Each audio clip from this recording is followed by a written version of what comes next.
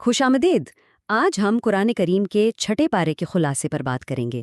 یہ پارہ ایک بہت ہی خاص حیثیت رکھتا ہے کیونکہ یہ ایک انصاف پسند معاشرے کی بنیادوں کے بارے میں بتاتا ہے۔ تو سوال یہ ہے کہ ایک انصاف پسند معاشرے کی بنیاد آخر ہوتی کیا ہے؟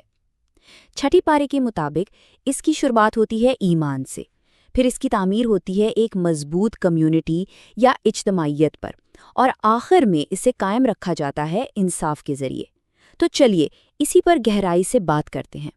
اس سفر میں ہم 5 خاص موضوعات کو دیکھیں گے۔ سب سے پہلے ایمانیات کی درستگی، پھر معاشرتی معاہدے اور احکام، اس کے بعد انصاف اور عدل کا قیام، پھر ہم کچھ تاریخی اسباق اور سزاؤں پر نظر ڈالیں گے، اور آخر میں بات ہوگی دین کی تکمیل کے اعلان کی۔ تو سب سے پہلا موضوع ہے ایمانیات کی درستگی۔ یہاں بنیادی عقائد کو واضح کیا گیا ہے، اور خاص طور پر حضرت عیسیٰ علیہ السلام کی اصل حیثیت اور مقام کے بارے میں جو غلط فہمیاں تھیں ان کو دور کیا گیا ہے۔ جیسا کہ سورت النساء کی آیت میں واضح طور پر کہا گیا کہ 3 مت کہو، اس سے باز آ جاؤ، یہی بہتر ہے۔ یہ تثلیث یعنی ٹرینٹی کے تصور کے بارے میں ایک بہت ہی واضح ہدایت ہے اور عقیدے کو خالص توحید پر لانے کی دعوت ہے۔ اب یہاں ایک بہت ہی دلچسپ نقطہ ہے کہ قرآن حضرت عیسیٰ علیہ السلام کا مقام کیسے بیان کرتا ہے۔ انہیں اللہ کا رسول کہا گیا ہے، اس کا کلمہ قرار دیا گیا ہے، اور اس کی طرف سے بھیجی گئی ایک روح کہا گیا ہے، یعنی ان کی حیثیت بہت بلند ہے، لیکن وہ خدا نہیں بلکہ خدا کے بھیجے ہوئے ہیں۔ پھر آتا ہے صلیب پر چڑھائے جانے کا واقعہ۔ جہاں عیسائی عقیدہ ہے کہ حضرت عیسیٰ کو سولی دی گئیں، وہیں قرآن کا بیان بالکل واضح ہے کہ انہوں نے نہ تو انہیں قتل کیا اور نہ ہی سولی دی، بلکہ ان کے لیے معاملہ مشکوک بنا دیا گیا۔ اسلامی نقطہ نظر یہ ہے کہ انہیں زندہ آسمان پر اٹھا لیا گیا تھا۔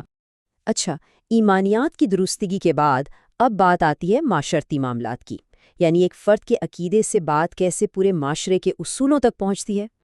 اس پارے کا آغاز ہی ایک بڑے بنیادی حکم سے ہوتا ہے، اے ایمان والو، اپنے تمام معاہدوں کو پورا کرو۔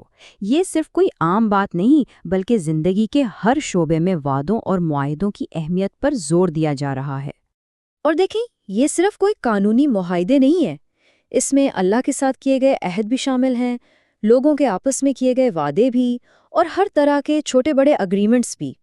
یہی وہ چیز ہے جو ایک معاشرے میں بھروسے کی بنیاد رکھتی ہے۔ معاہدوں کے ساتھ ساتھ روزمرہ زندگی کے عملی پہلوؤں پر بھی بات کی گئی ہے، جیسے کہ کھانے پینے کے قوانین۔ بالکل واضح طور پر بتایا گیا کہ کیا حلال ہے اور کیا حرام، جیسے مردار، خون اور سور کا گوشت ممنوع ہے۔ یہ بھی ایمان کا ایک عملی حصہ ہے۔ اور یہ بھی ایک بہت ہی اہم پہلو ہے کہ دوسرے اہل کتاب یعنی یہودیوں اور عیسائیوں کے ساتھ تعلقات کے لیے بھی خاص ہدایات دی گئی ہیں، جیسے کہ ان کا کھانا حلال ہے اور ان کی پاک دامن عورتوں سے نکاح کی بھی اجازت ہے۔ یہ سماجی ہم آہنگی کی ایک بہترین مثال ہے۔ تو اب جب معاشرتی اصول اور معاہدے طے ہو گئے تو سوال یہ پیدا ہوتا ہے کہ ان کی حفاظت کون کرے گا۔ یہیں سے بات آتی ہے انصاف اور عدل کے قیام کی، جو کسی بھی معاشرے کا سب سے اہم ستون ہے۔ یہ آیت دیکھیں کتنی طاقتور ہے۔ اے ایمان والو، اللہ کے لیے مضبوطی سے کھڑے ہو جاؤ، انصاف کے گواہ بن کر۔ یہاں انصاف قائم کرنا صرف ایک قانونی ذمہ داری نہیں بلکہ ایک اخلاقی اور ایمانی فریضہ قرار دیا گیا ہے جسے اللہ کے لیے ادا کرنا ہے۔ اور انصاف کے لیے جو لفظ استعمال ہوا ہے وہ ہے قسط۔ قسط کا مطلب ہے خالص، مکمل انصاف، ایسا انصاف جو ذاتی پسند ناپسند سے حتیٰ کہ دشمنی سے بھی اوپر ہو۔ یعنی اگر دشمن کے ساتھ بھی معاملہ ہو تو انصاف کا دامن ہاتھ سے نہیں چھوڑنا۔ انصاف کی اسی اہمیت کو سمجھانے کے لیے اب قرآن ہمیں کچھ تاریخی اسباق دیتا ہے اور ساتھ ہی معاشرے میں امن قائم کرنے کے لیے کچھ سزائیں بھی مقرر کرتا ہے۔ اس سلسلے میں انسانی تاریخ کے سب سے پہلے قتل کا واقعہ بیان کیا گیا ہے، یعنی حضرت آدم علیہ السلام کے 2 بیٹوں حابیل اور قابیل کا قصہ۔ جب ایک بھائی کی قربانی قبول ہوئی اور دوسرے کی نہیں تو حسد نے جنم لیا، اور اسی حسد نے قابیل کو اپنے بھائی حابیل سے قتل پر اکسایا۔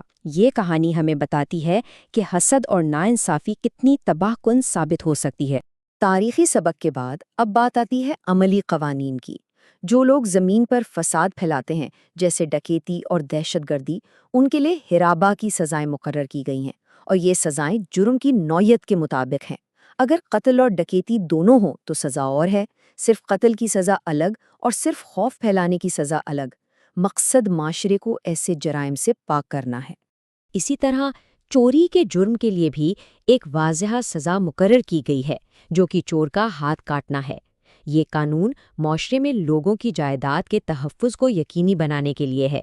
ان تمام احکامات اور ہدایات کے بعد اب ہم اس پارے کے ایک ایسے مقام پر پہنچتے ہیں جو سب سے اہم ہے، ایک ایسا اعلان جو پچھلی تمام باتوں کو مکمل کر دیتا ہے۔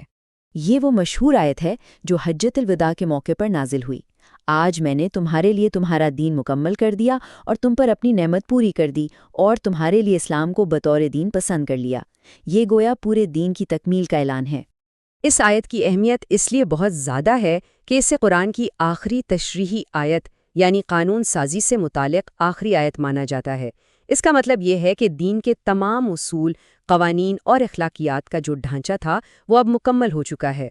تو آخر میں ایک سوال ہمارے سوچنے کے لیے رہ جاتا ہے کہ آج کی اس دنیا میں ایمان، اجتماعیت اور انصاف کے ان خدائی اصولوں پر مبنی معاشرہ حقیقت میں کیسا نظر آئے گا، اور ہم ان اصولوں کو اپنی زندگیوں اور معاشروں میں کیسے نافذ کر سکتے ہیں؟